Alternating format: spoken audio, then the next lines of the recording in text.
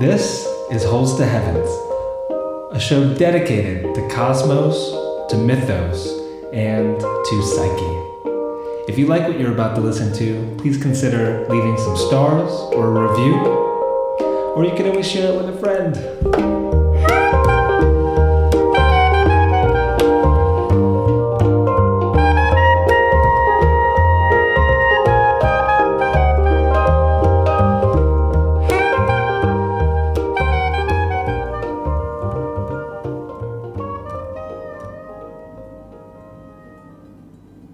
Greetings. Welcome to another show. This one's being recorded on March 7th, 2021. And it is with the legendary Michael Meade. He reminds us that the world, it's not made out of atoms. It's made of stories. And we need ideas like this more than ever. Mythless we are. Adrift between the old stories and the stories that we're just making up. We need a new story. And for myself, the story that I feel caught in at the moment is liminal. It's wet. It's in Madeira, still, in Portugal, in a red-listed country. The UK won't have us. The US won't have us. I mean, technically, I could come back to the US with a bunch of screening, and technically, Tansy could go back to the UK and pay a bunch of money and stay in a hotel for 2 weeks. But that's the predicament. So we're stuck here for the foreseeable future. Wave 3, wave 4 of the pandemic, not sure. That's how it is. And so, remaining busy, having great conversations like this, trying to chisel away at the wooden book for John Martineau. I'm getting some great ideas. I'm really excited about writing this little astrology book. And that's my current story. What about you? Hopefully you're inspired. Hopefully you're happy. Hopefully you're healthy and that you're excited to listen to this. If you're not familiar with Michael, you're about to be, and you're going to love him, I promise. He has his own podcast called Living Myth.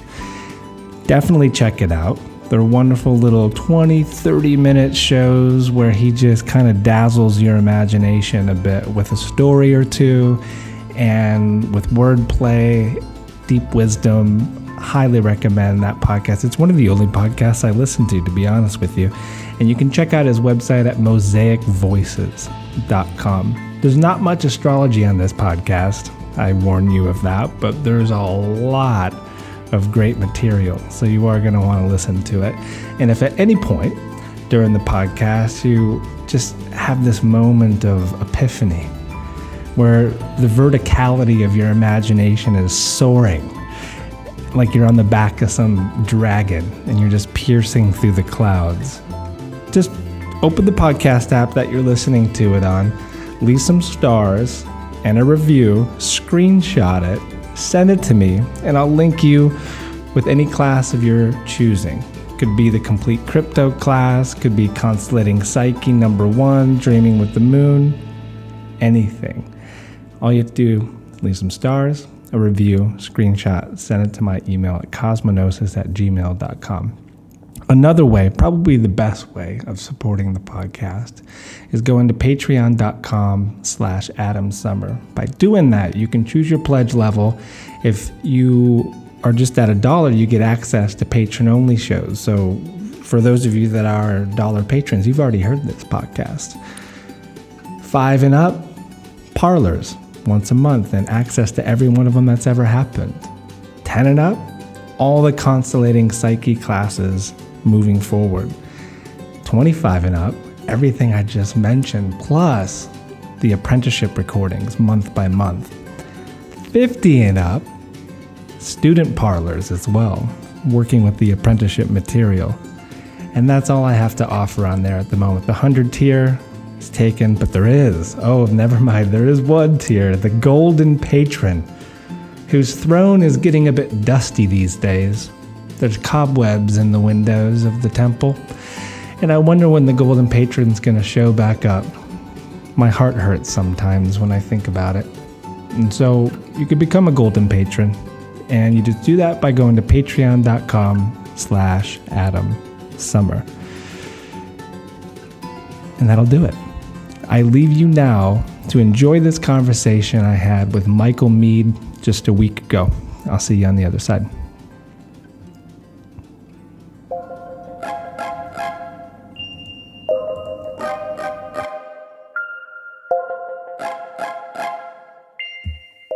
Michael, welcome to the podcast. Good to be with you, Adam. Yeah, I have been a listener and a reader of your work for some time, so it's a tad surreal to be speaking with you. Thank you for coming on. Sure. Yeah, and I thought a good place to begin, well, probably as good as any, is that it does seem, as you talk about often, that we've fallen out of a story. And I love hearing you talk about this and how do you feel like we've fallen out of a story and how desperately we need to fall into one? What are your thoughts on this? Well, for me, it always starts with the idea that the world is not made out of atoms, it's made out of stories. Yeah. And story is the way that people connect. I mean, the word relationship comes from the idea of relating the story to each other. Each person in the relationship comes back and relates what happened to them. So sharing the story is the basis of relationships. And then it's really the basis of a society or a community or a nation or a culture. And I think that's where the big problem has occurred, that throughout most of time, a given society would have its story. It would have one or more creation stories that people don't have to agree about what's in the story, but they agree that they're all in the story. And what's happened now is, in a sense, we're in the story of division now. And so people think they're in different stories. And so in the United States, it's literally led to an insurrection and people disputing the legitimacy of an election. And then in the UK, it's Brexit. And you can go around the world and you find that almost everywhere, whatever the fractures, whatever the conflicts in a society might be, they're intensified and widened. So then that leads me to say, well, that's the story we're in. We've fallen out of coherent story and we've fallen into the story of fractures and splits and divisions. And in mythology, that would be called the story of apocalypse. Because apocalypse doesn't mean the fiery end of the world. That's a bit of a misunderstanding. The word, it's a Greek word, apocalypse, and it means to lift the veil.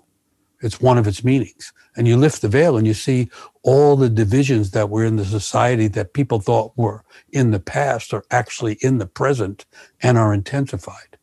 And you lift the veil and you see all of the, what's called the repressed emotions have all come back. And so we're in the story of division. We're in the story of falling apart. That's what we've fallen into. At least that's one way to look at it. And we've traded facts and information and these algorithms that are working against us so successfully for a cohesive story, haven't we? And what, aside from storytellers like yourself in attempting to bring people together by just telling and remembering and in a way reconnecting to mythos and soul, what else can we do? I mean, we're totally immersed within this and the machine is working so well with and against us. And so what's your insight around like how we navigate this apocalypse? Well, another way by the way, the other meaning of apocalypse, the Greek word is actually apocalypsis. It got Latinized. At a certain point, it became apocalypse. But another meaning of it is collapse renewal. Collapse renewal. And we're going through both at the same time, you could say. So so that's also divided, collapse and renewal. It's really part of what's happening. But a couple of things. One way to imagine which is really the work. You can't think your way out of an apocalypse. You can't really think your way out of much. The core power of the human soul is imagination. Maybe it's two: imagination and love. Those are the core powers. And so there's been a collapse of vertical imagination. And so in a way, the world has become flat again, in the sense that through the internet and social media, everyone is more connected, but it's horizontal, not vertical. And so everyone is more connected and more alone, you could say. Like one of the phrases someone come up with is that we're more alone together. And so that's also happened. That's another division between the individual and the community. So vertical imagination goes back into all the old stories where humans are the kind of vehicles or the living forms that in going down, we're connected to this, really to the energy of the earth. Or as they used to say, our feet walk the goat's earth. But our imagination and our spirit still is connected to the heavens. And that's both the curse and the blessing of humans. We're stretched between the divine and the time bound.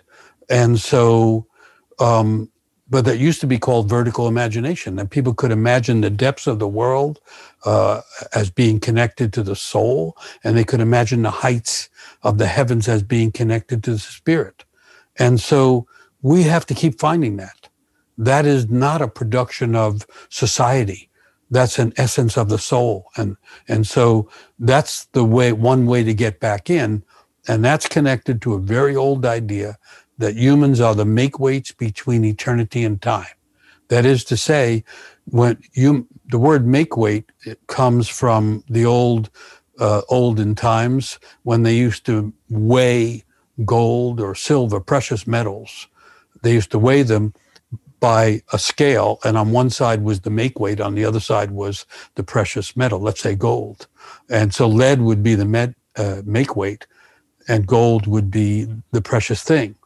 And so in the big story of the world, humans are the make-weights between eternity and time.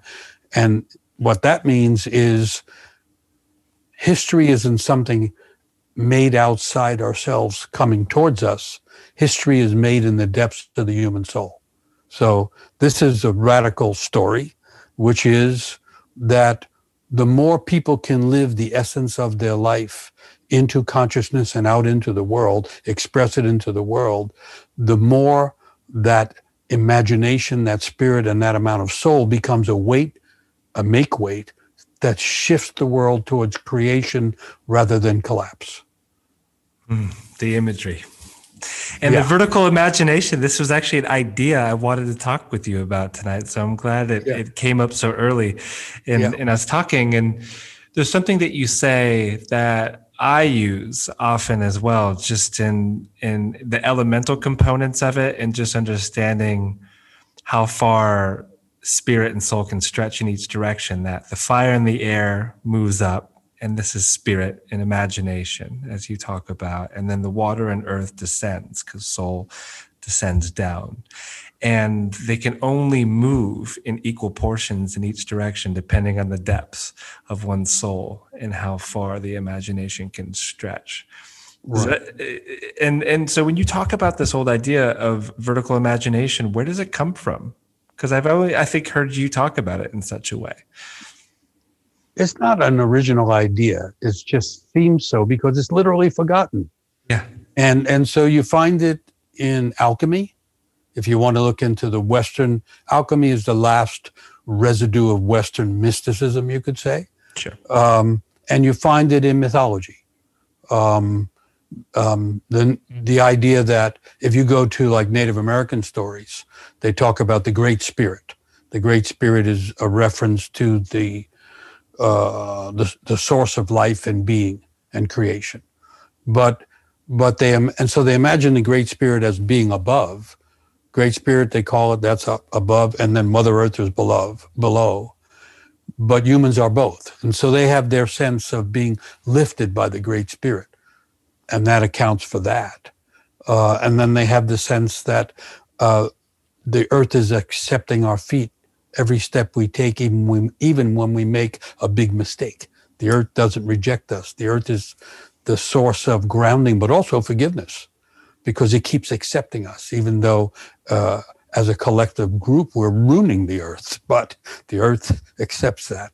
So you find it in all the old systems and all the old imaginings. And so the way it looks to me is when something meaningful is lost, it doesn't disappear altogether. It just goes to the margins. It's found at the edges. And so in the edges, you have the old stories. Mm-hmm. That's another thing you could say. When something is forgotten by the current population, it doesn't disappear, it falls back into story. And so you can find the stories that have this sense of the vertical imagination. Mm-hmm. That's where I got it from. Brilliant. So Michael, are you optimistic in this apocalypse that we're in? Do you feel that the earth is going to hold us and that we're going to soar out of it a different being? Yeah, I think, first of all, I'm not into the optimism, pessimism, binary choice so much. I think I'm way more interested in knowledge and imagination. Mm-hmm. So for instance, it's so, I don't know about in Europe or in the UK, but in the United States, believing in something is like the biggest deal. Belief. People always say, do you believe in it? Do you believe in whatever, God? Do you believe in whatever, government? But belief was never the top aim of human imagination. It was always knowledge. What do you know? And so my intrigue is with actually trying to know something and with being involved with creative imagination. So from that point of view, I can imagine more people waking up to who they are and what they're called to do in life. And I could imagine that having an effect, not just on them, but on their neighbors. And I could imagine that it isn't a matter of everybody agreeing on some idea that's going to save us all. I think it's each one of us saving ourselves, which means living the life my soul came here to live, and that the accumulation of that, along with nature's natural capacity for renewal, means that the planet continues and humans find their way as well. That's how I'm going at it. Yeah, I'm with that. That's a great answer. Yeah. So could you have imagined when you were a kid in New York and Edith Hamilton's book fell on your head, that story, could you have imagined that stories, that myth would be so popular at this point in your life that you would be speaking on Zoom calls to folks all over the world and inspiring people in the way that you do? Could you have imagined this life for yourself? No, I didn't. I had hunches, like I wanted to write and I couldn't help but speak. I have that kind of, that Irish infection. I got that. Of speaking. And speaking saved my life, starting when I was a kid. And so I knew that there was something about that. But no, I didn't know that myth was a vocation. I thought it was just an interest. And then it took a while for it to become a vocation. But in the 60s, Joseph Campbell became well known for his work with mythology. And so that gave me an image of what it's like when myth is alive in the world. But no, I didn't imagine that. That's, in a way, I knew I was here for that, but I didn't imagine that it would become evident to other people. Yeah, and I can imagine. I mean, growing up myself, being of a different generation, I was from a pretty young age aware of Joseph Campbell's work. And it took me probably until my late 20s to become aware of Robert and yourself and then Martin Shaw and Martine Pichtel and like the whole crew that was around the men's movement and the Great Mother Conference and all of this. And now it is extraordinary how all of your work has affected people around me in my life, everywhere I go, just the impact that you all have had on us. That's great. And I think that's where, like, I don't know if I want to get caught in the binaries of optimism and pessimism either, but it is that excitement around the old stories and remembering the power of telling and elocution and poetry. And let's not forget Hillman's work as well. Like, it's all so alive right now. And I'm sure you're aware of this, but like in the circles I run in, it's all the rage. And that makes my imagination sparkle. I'm like, this is really exciting to be a part of it and to have my own podcast to be able to talk about it all the time as well. It's an extraordinary part of the apocalypse, we could say. Yeah. Well, that's great. I mean, that's part of what Apocalypse is about, actually. Carl Jung, who fits in that lineage, because Hillman he was at one point the last living direct student of Carl Jung. Right. And James Hillman used to organize those Iranos gatherings where all these brilliant people would come together, Jung, but also Eliade and Campbell. And they all came together. And so Jim Hillman was the walking residue of that. And so that was really important. And it reminds me of when Robert Bly and James Hillman and I were doing men's work, we called it. And people would come up and say, well, I want to do what you do. I want to do men's work. And I said, well, wait a minute. What we do is this. Robert Bly is a poet. James Hillman's a psychologist and a philosopher, and I'm a storyteller and a mythologist. That's what we do.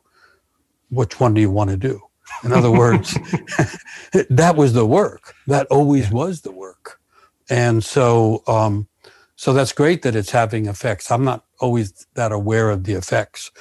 Honestly, for me, it's every day waking up, and either because of a dream or something I was working on the day before, I'm back into mythos and the depths of psychology as a way of breathing almost, and people often will say, well, aren't you going to retire? And I said, retire from what?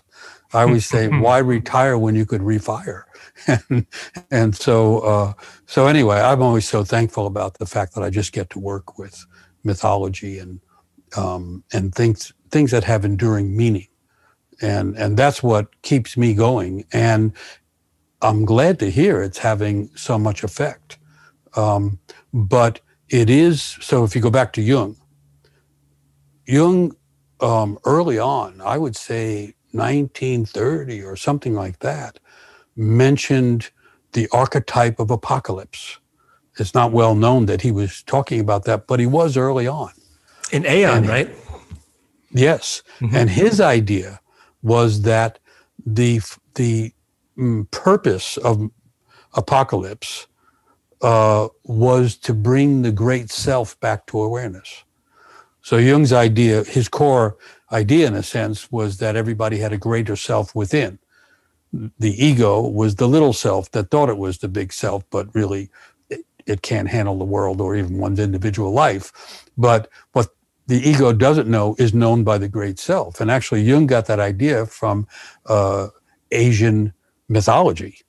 And so then when the world was going upside down, going into the 30s, he thought that was apocalyptic, which probably it was. And he said the purpose of the world going upside down and falling apart is to bring the awareness of the great self back into consciousness. And that when the great self comes back, then the great imagination comes back, and the great stories of connectivity between culture and nature come back. So there's an old idea that maybe that's what people are reaching for when they're trying to get connected to soul and imagination. In that book and within I think Jung kind of postulating around just apocalypse and an aeon of the ages, right? And he was speaking about the turning through the procession of the equinoxes and these astrological ages and whatnot. And it's something that I do think about in regards to myth at times as well, of like there is this almost an avatar to every turning. If you look back throughout this is just say 26,000 years, and there's a spirit almost within the zeitgeist that's present. And I'm just really curious as a teller and one who has devoted his life to these stories, what insight you have around the turnings, or I mean, to throw in like the biggest of questions into it, are we projecting these stories onto the sky or onto the collective imagination, or are we being dreamt by them?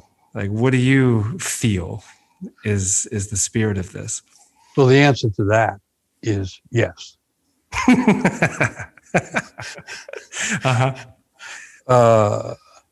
These great images and energies are being lived through us. And the basic movement of the human psyche is projection. Mm-hmm. So we have to project it in order to see it ourselves. Projection is the dynamic that allows consciousness. So we project onto our parents godlike capacities, typically, right? The infant, particularly on the mother, will think the mother is the creator. I mean, why not? She gave birth to us. We were in her body. That's pretty impressive. And then she can produce nourishment directly from her body for us. So for the infant, the parents are godlike. That's the first usual projection. And then the idea of projection is interesting because you can't project something that doesn't exist in you to some degree. So every person's projection of the divine is actually a reflection of the presence of the divine in them. And so I'm back to the idea that the human being is the microcosm of the macrocosm. And so humans have this kind of spark of the divine inside. And so we can talk about it that way. The Greeks called it the daimon. The Romans called it the genius. And Jung called it the self, and you can go on and on. The jade mind, everybody has had a name for it. That is I call it the collective treasure of humanity, is this spark of the divine, which can be seen as the inner gold or the spirit in one's life, which is the meaning of the word genius. Everybody has that. Some enormous forgetting has occurred. So the modern world, there's two basic views of the nature of the soul. One is that the soul is empty. You come in empty, and the world writes on you. Your family writes on you. Your neighborhood writes on you. School writes on you. And you become the sum of experiences written on you. That seems to be the modern idea. The ancient idea found throughout the world is every soul comes into the world as a unique essence that has its own gifts and to give and qualities and capacities to experience. And each person here is here on earth to awaken to that inner kind of conglomeration of gifts and capacities, aims and purposes. That's what we're here to do.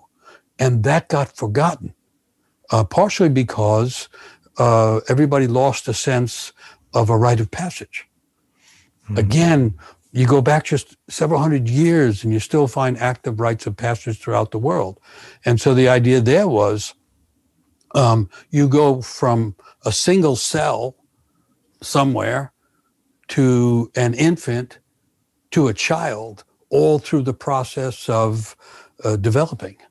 And now psychologically they have developmental theory, which is very intelligent about what happens from the infant to adolescence. But when you get to adolescence or youth, you can't simply grow by increments anymore. Something else is needed. To leave childhood and enter a full, human conscious life doesn't happen by growth. It happens by radical transformation.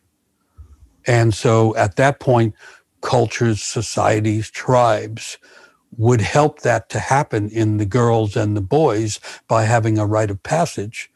And the two things that are most interesting to me about what happens in a rite of passage, if it's a legitimate, conscious one, is that, first of all, the person becomes aware of what their inner life is about, the awakening of their genius, the calling or vocation of their life. That would be the awakening part of the rite of passage.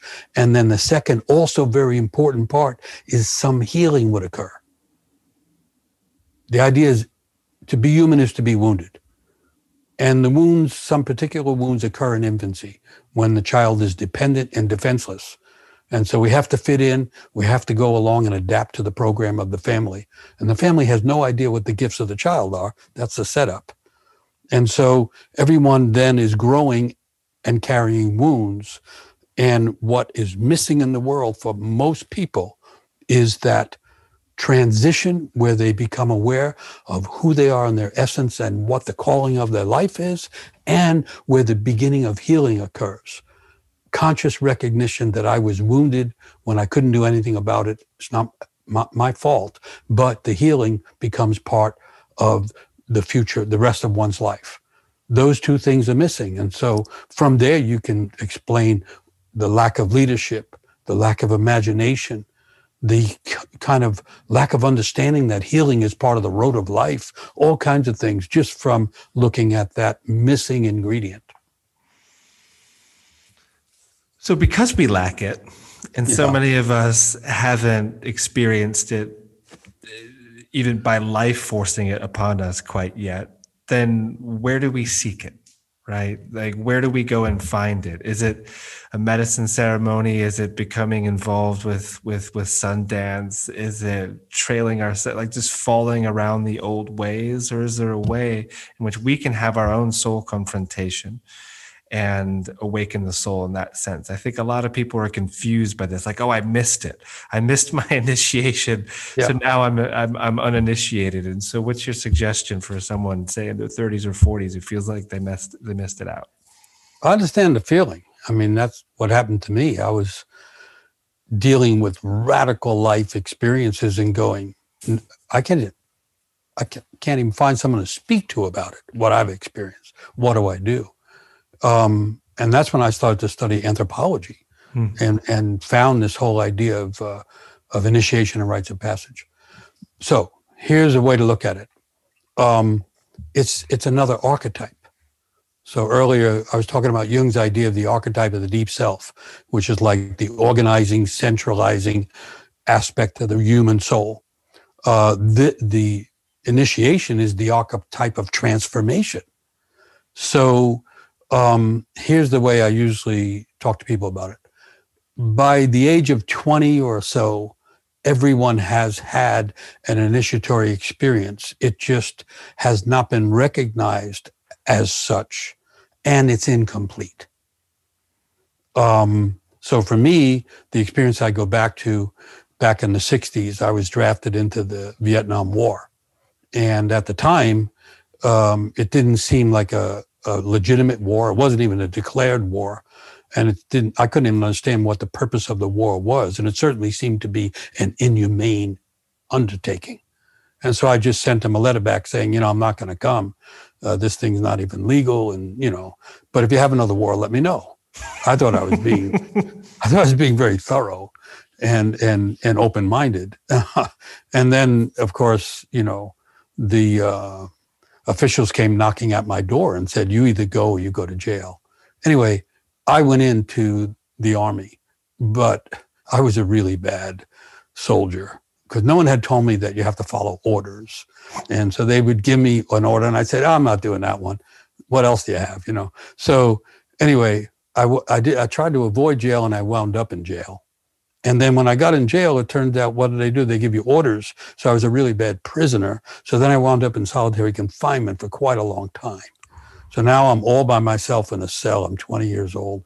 I can't even see night and day. I can't see anything. I'm just in this very small metal cell. And that's when I encountered that there was something else inside me. another detail, somewhere in the midst of it, I decided to go on a hunger strike. The hunger strike lasted for almost 60 days. I went from 150 pounds to 87 pounds. They told me every day they told me I was going to die. It was kind of true. I was close to it. But something in me awakened in that process. And the simple version of it is I'm in solitary confinement all the time. I'm not seeing anyone, but I'm having lots of visitors. And the visitors were characters from the myths and the stories I had read. So then I have to make a decision. Am I losing my mind or am I finding my mind? That's really what happened to me. And I realized that these characters from the stories were like guides and helpers and healers. And it really turned out to be the core of my life, which I had no way of knowing that. That's when I found myth, or it found me, and in a sense saved my life. So I got through that whole thing, and I was still not ready to realize that myth was the path for me, but I began to study initiation. I was trying to understand, what is that happens if you're in dire circumstances and something awakens in you? And it's called the archetype of initiation. So it's a dramatic story. Not everyone has that. I don't even wish it on everybody, but everybody has their story. And somewhere between 11 years old and 22 years old, a person loses a loved one, has a severe illness, gets kicked out of school, gets locked up, has a nervous breakdown, whatever it is, that thing that changes a person's life and separates them from everybody else for a time, that's the initiatory thing. Everyone has it. When we used to be able to gather with audiences and all, I would ask a big audience, how many people in here have had their life fallen apart, have had a big loss, or, and all the hands go up.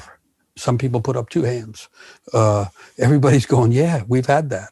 And then how many people have felt that was an ordeal? The hands go back up.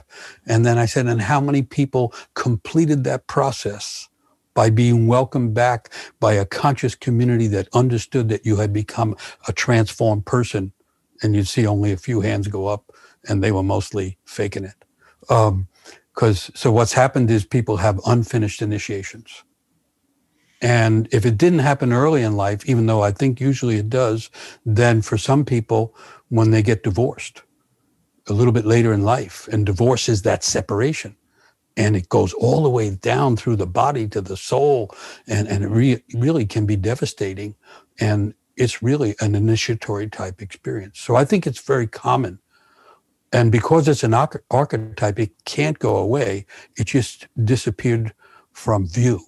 And now it's an internal process. And so I think people can go back and find the worst part of their life and then figure out what got you through it.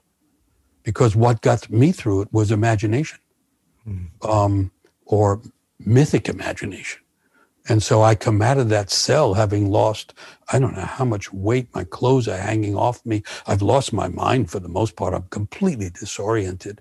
I get dropped back into New York, with no decompressing. There's no one there, there's no grief counselors. There's nobody there. I'm walking around the streets like a maniacal orphan.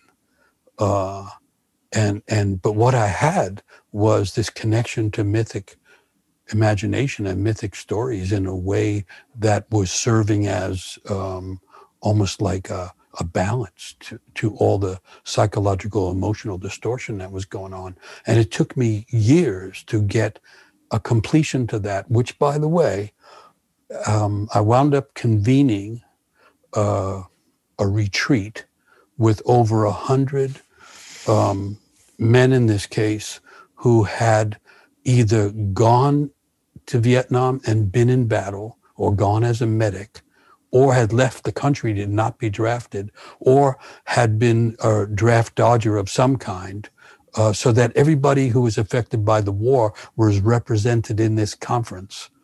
And we literally all welcomed ourselves back, and we put ourselves back together almost as if we were putting the psyche of the culture back together, because this culture, United States, has never recovered from that war, or the Civil War for that matter. And so that was practicing the idea of how do you finish the initiation. Incredible story, Michael. Thank you for sharing that. And I'll tell you an interesting detail. Bobby Kennedy? Well, that's interesting. That's interesting. But at the end of the conference, we're having this big feast. We're out in a remote camp somewhere, and we have a lodge, and we arrange all the tables, so the 100 and some odd people all sitting at the table, and I'm kind of at the head of the table with some other faculty and all, and I'm saying, and we're going to toast. We're going to toast each other because we all were in the war, and we all survived the war. Even those who didn't go to the war were in the war. That's how they were in it, by trying to not be in it. And we're all at the same table, and we've been fighting for an entire week, and also crying and also accepting each other. And I said, then we have to start with those who were in battle. Those are the ones we have to toast first, because they were in the belly of the beast, and many of them there are wounded and missing parts and all. And I want to toast them first. And I said, so everybody who was actually a veteran in the battle, stand up so we can toast you. And they stand up, and then a couple of them walk over towards me, and I go, what's wrong? And they said, we want to stand you up. And I said, no. And they said, yes, you were in the war. You actually won the war. You took on the whole army. You stand with us. I'll cry right now just saying it. That was the moment, because I had been in my own war, been in my own battle. And so they welcomed me, if that makes sense. Oh, it makes and then we perfect welcomed sense. everyone else, and then we all stood there singing and laughing and crying that we all had been to war or not, and that, and we were all, at least for this moment, we had found our humanity, and we had blessed each other and helped heal each other. And that was a kind of partial completion of that kind of an initiatory process. So I don't know if that helps people, but I would say it helps a lot of people, in the sense that it's a moving story, and I think it speaks to soul, because when goosebumps travel the body, that's one way of awakening soul, and I got that by hearing it. So, so in one way of kind of speaking it back is, we all, of course, have our traumas and our initiations somewhere in youth. It comes for all of us. Like when you tell it like that, I think about when I was 17. My best friend died suddenly, and it was a day before a huge trip we were supposed to go on. It was devastating. And not even 3 months pass. I'm still grieving him. We're all grieving him. And then my father passes suddenly. And it was just boom, boom, 17 years old. And no context. My mother has no way of helping me through this. My community, I have friends, yes, of course, but I'm a 17-year-old kid in the suburbs in the Midwest, and life just kind of carries on. And I've traveled back to that time, retold that story so many times, to realize that it's in the telling, right? It's so much of kind of mending the wound of the way life initiates us is by telling the story, isn't it? Well, yeah, it puts us in our own story. And so two things about that. Your story is very moving also, because so one of the core ideas about initiation is that something has to die for something else to live. Childhood has to symbolically die for the next birth to occur. But in initiation practices, I've studied them all around the world, the initiates act as if they're in the world of the dead. And so one of the qualities of being initiated a person is to have been touched by death. And so if what happened to you happened to a 17-year-old in a traditional society in many parts of the earth throughout history, everything would have stopped, and everybody would have understood you have been touched by death, and therefore you're in the underworld. That's what the depression, that's what the alienation, that's what the isolation is all about. And so then they would attend to that and help find a way through it. And so so that's called being touched by death.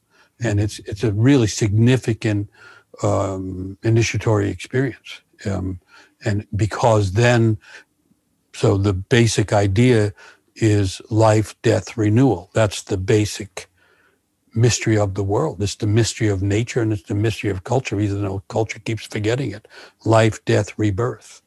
So once you have a clear brush with death, you're on an initiatory path. It's just that no one around you knows it. And so, but then the big problem comes in, where's that third part?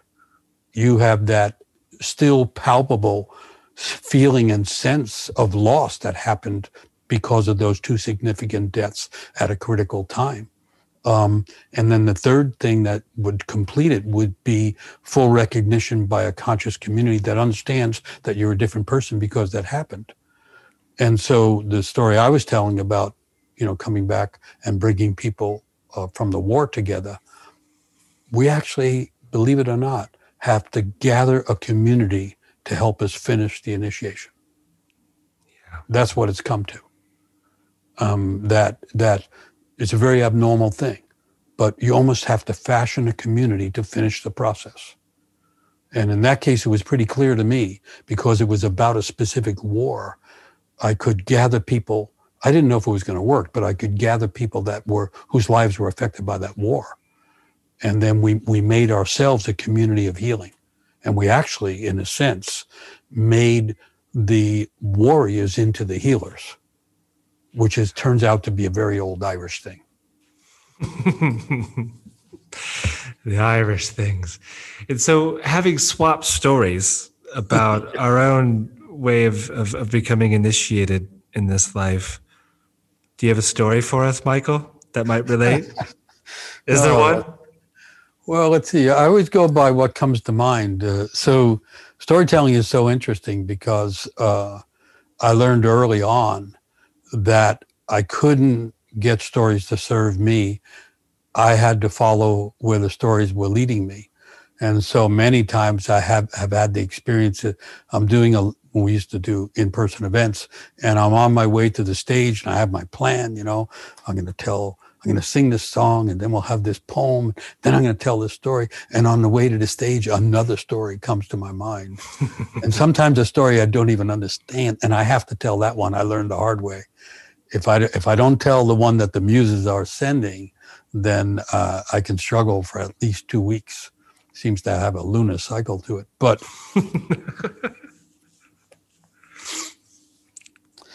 so the story that actually what happened is several stories showed up at once, which is unfortunately a common experience. But the one that seemed wanting most to be told, so it's ancient myth from India, and it's a creation story. And so right now, in this time of everything falling apart, the apocalyptic period, so to speak, creation stories are essential because that's how it renews.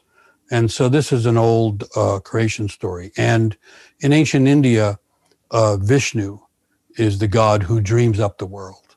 And Vishnu dreams up the world while he's laying on the eternal dark ocean and sleeping. He dreams it up. So Vishnu, this great god, is laying on the dark ocean and before creation, and he dreams up the world. And in the dream, when he dreams it up, there's a person in the dream, referred to as Markandeya. And Markandeya would be like the first human. And Markandeya is in the brand new dream of the world. And he's walking around in what we would call nature, the beginning of the world. And every place he turns and walks is stunningly beautiful. It's all never been messed with. It's just the original dream of burgeoning life. And every time he comes to a stream, he knows he's in a sacred place and he bows. Everything that happened, he's bowing everywhere he goes. It's a great thing. And meanwhile, Vishnu is sleeping on the ocean. And it turns out Vishnu snores. I mean, in mythology, everything has to have a beginning. Everything was there. And so Vishnu, the god of creation, snores while he's dreaming up the world. And so Vishnu is snoring away, and Markandeya is the first pilgrim going around, and he slips on the path he's on, And that's the first slip up, the first pratfall. And people have been slipping up ever since, especially the ones who are on spiritual paths tend to slip up.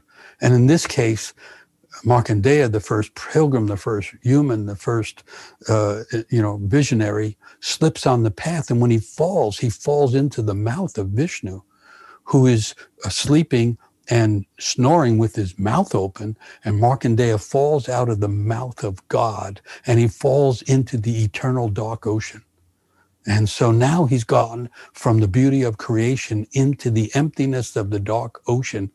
And he looks around, he can't see anything. It's utter darkness. Not only that, he's beginning to sink.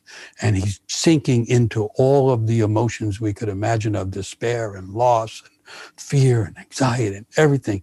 And as he's sinking, he realizes if he continues in this way, he will just disappear into the darkness.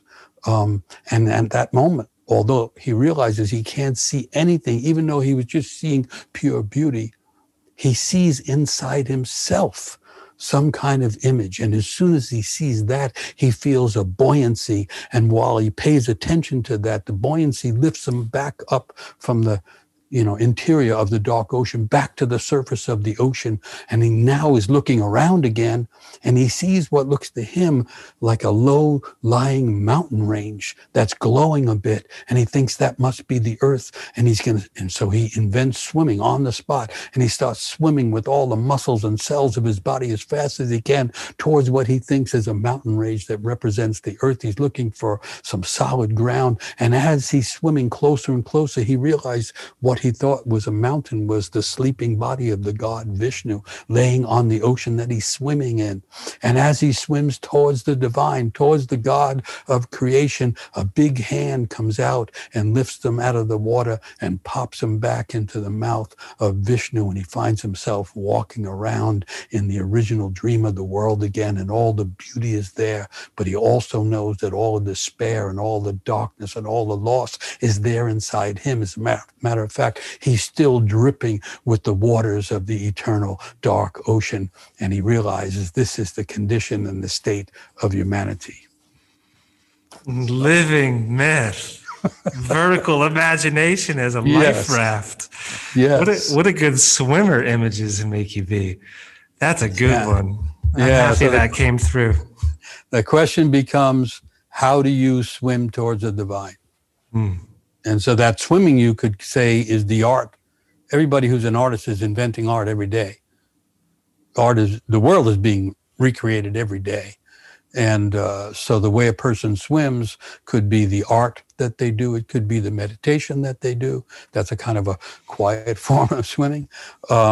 And whatever we do that gives us expression in the world is actually moving us towards the divine and helping creation to continue. That's how one interpretation of the story. I've never heard that story. I adore that one. It's a cool story. That's a good one, Michael. Yeah. So okay, living myth. One more point. Please, point it. We don't have to go all the way. This is not a heroic journey.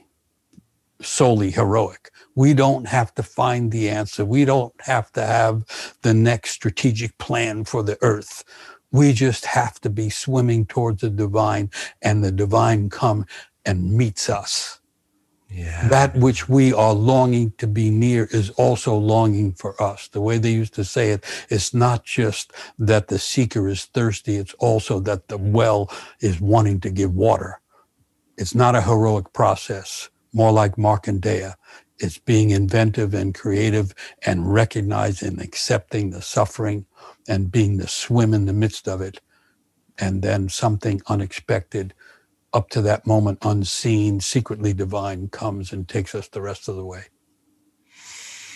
No need for belief. No need to be optimistic. Just create. Just imagination. It's the greatest natural resource we've got. Use it. Absolutely. Oh my goodness. So Michael, people are probably going to want to get more of you now, my listeners, and you have a podcast, which is the good news. So what's your podcast called? Let them know about it. It's there's a free weekly version of it. It's called Living Myth, And my background idea is we are living in myth. If we could just figure out which myth we're living in, we're already moving in the right direction. So it's called Living Myth. And then there's a website, mosaicvoices.org. Mosaic is our nonprofit. And there are essays and all kinds of free content. And then there are also live video series, like series of presentations online, and books and, all kinds of stuff. People can swim around in the ocean of Mosaic. And on there as well, there's this course that you're doing, right? Like you said, you're finishing up on Friday. We're doing live courses.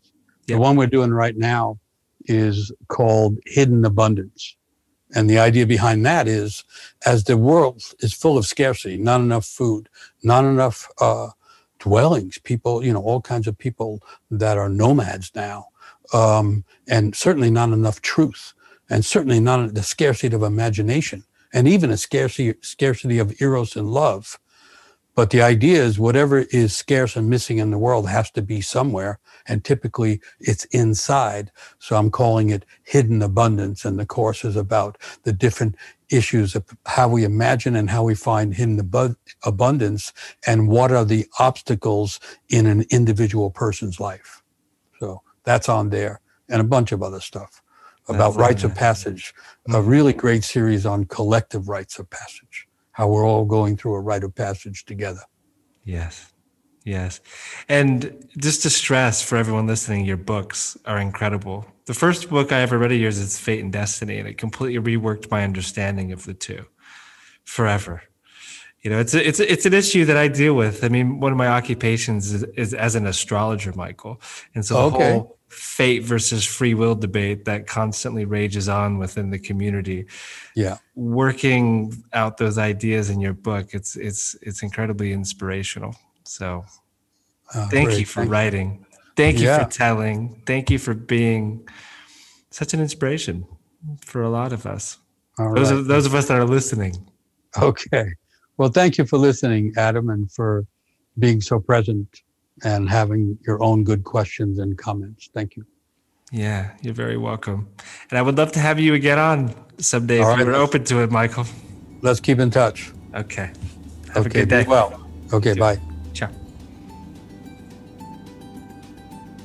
Well, hopefully that brought a new story into your life and acted like that helping hand of Vishnu's to bring you back.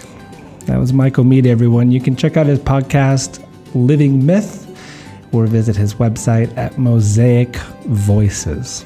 I hope it renewed as well your relationship to the apocalypse.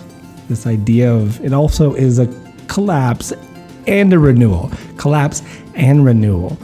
And that this concept too of the vertical imagination is now embedded within your psyche. I think it's such a powerful idea to have in there. The elemental breakdown of it, it's helpful. It's a great resource, and we all need to use it. A lot of that, and of course, a lot of love as well, to become make-weights of the soul. Again, if you enjoyed this podcast, leave some of those stars in a review, take a screenshot, send it to me. I'll link you with the class you're choosing. Very easy to do on the podcast app, especially if you're on an iPhone. And if you want to be a part of the Constellating Psyche journey, we've already done 2 classes, technically. A precursor, which was Dreaming with the Moon, and then the official start, which was Constellating Psyche. Patreon.com/Adam Summer is the way of guaranteeing you'll be a part of every class at the 10 and up levels, but you can choose any pledge level that you can afford or that you want to be a part of. You just go to patreon.com/Adam Summer. And this podcast is also always brought to you by Solar Fire. Just go to alabe.com, use promo code SOMA, and you'll get 15% off of the program. If you're not familiar with what Solar Fire is, it's essentially the greatest astrology program ever made. The UI is a little rusty. Hopefully they improve that in the Mac version that's coming out. But if you know how to use it, it's incredible. Music in the background that brought us in and is now bringing us out. Aukai, A-U-K-A-I. Is that how we pronounce Aukai? Wonderful group. Don't know much about them, but hey, they deserve a spot on the podcast for sure. And I'm going to leave you with a song by a very interesting artist that has no name, just period slash period period slash period slash. Like, that's the name of this artist, and the songs as well have no titles. Yet the melancholic, saturnine feeling of the song you're about to listen to, I think, is incredibly gorgeous. There's a weight to it, and I think your soul will respond. At least the old mystic in me responds well to it. And so enjoy, be well, be kind, and I'll talk with you soon enough.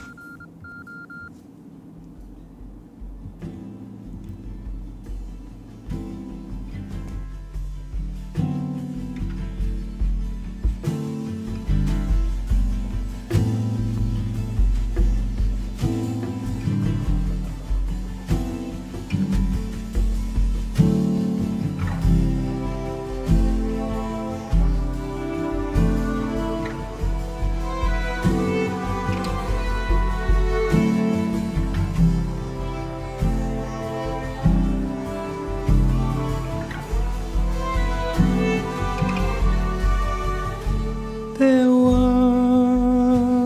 a time when I fully embraced it, but now I can hardly face it. Face the truth of where I stand on this line, curving up, bringing down what I see as a natural time. I hope I can keep up. I hope I can keep up. It's not a race now to the end of the maze, but I see these machines eating up all of our days, and I'm pulled both ways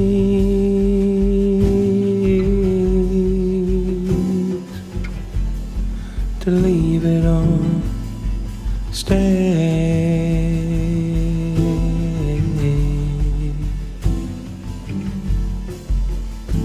So should I try to keep up?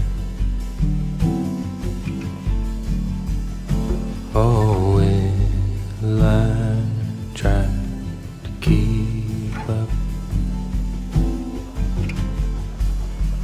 The old mystic in me wants to believe we don't need all this technology.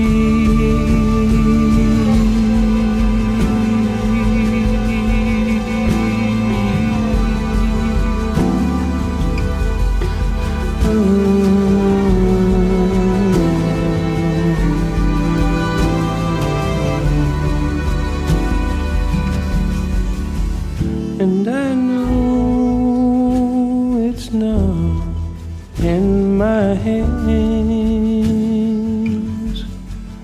I'm just one little grain in all these shifting sands. There's a lot you don't see in this life. Sometimes you pick up on something in your strife. I hope I can pick up.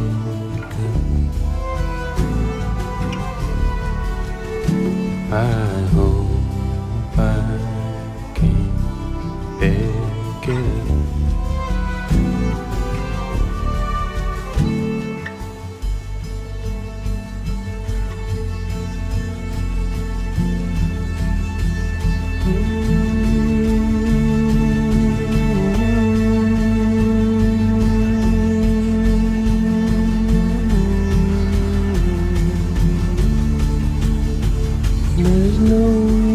fighting against an inevitability.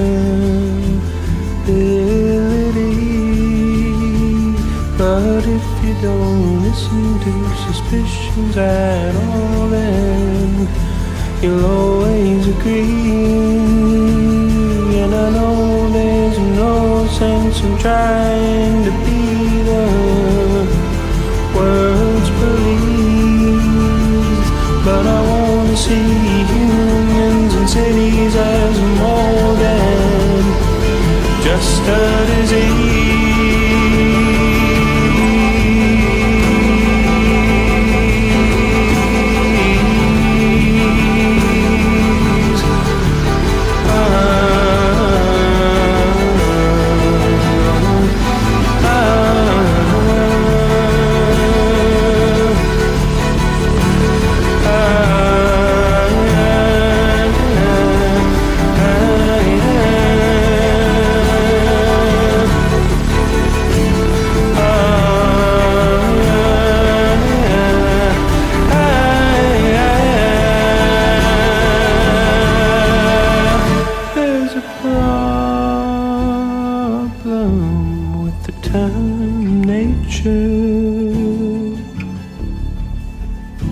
As if we're not a part of her,